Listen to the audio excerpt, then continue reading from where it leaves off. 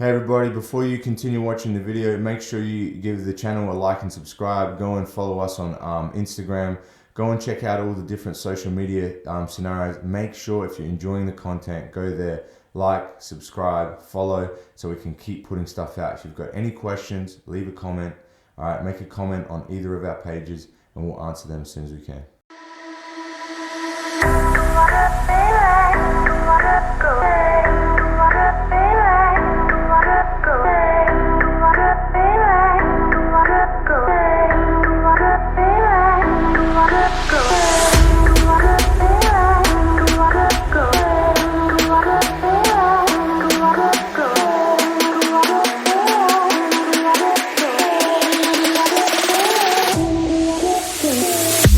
So you both played the same rugby, right?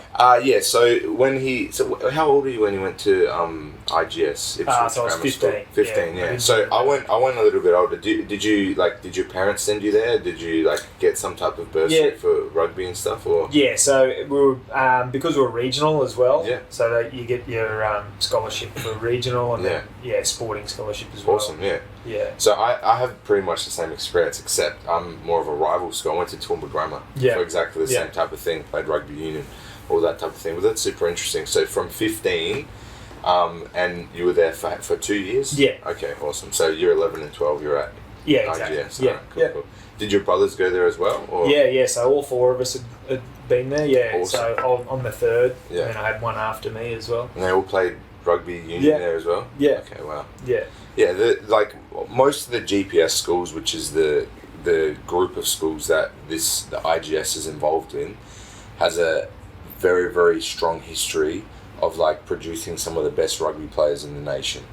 Whether they go into the NRL or they go and play for the Wallabies or Super Rugby clubs, there's many, many, many guys that are getting picked up from regional towns, like you're saying, from even guys coming from Fiji and all sorts of places that are they go into pretty much like a professional kind of regime for rugby or athletics or weightlifting and everything, and it's pretty serious because there's a lot of money involved. There's a lot of people that donate money, the people that are involved in the schools and stuff like that. It's a huge kind of industry type thing for the school where they get more funding if they win the competition and stuff like that. So it's a massive. Are these group of schools in small towns? Normally? Or No, not necessarily? no. So they're all closer to Brisbane. There's a few that are more regional, like Toowoomba and Ipswich Grammar and stuff like that. But most of them are all in Brisbane. And I don't know when, how they were included in that, but there's 9 main schools that are in the competition, and they've just always competed against each other. There were these private institutions and very prestigious schools that they pride themselves on the rugby and how well they do and what type of caliber individual they produce. They're all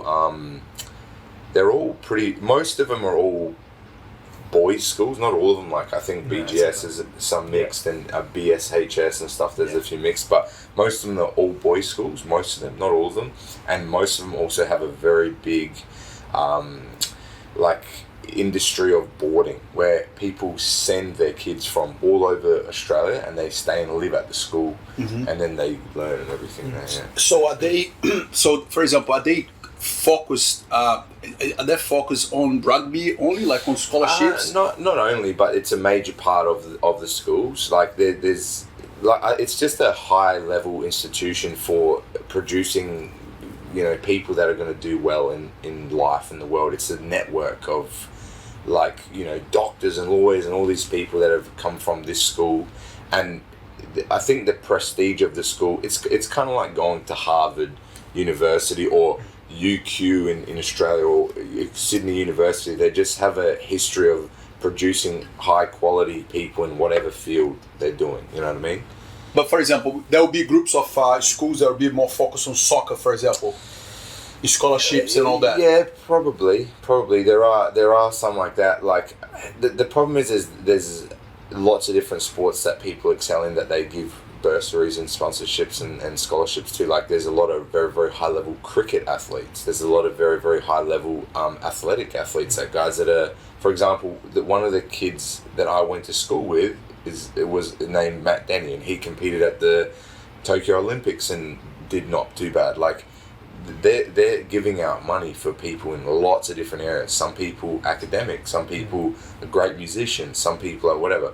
What they do is they just look for individuals or kids that are excelling in whatever they're doing, and they say, all right, come to our school because it makes our school look good. It elevates the prestige of the school, and it gets I got mine in university. Yeah. Intellectual, believe it or not.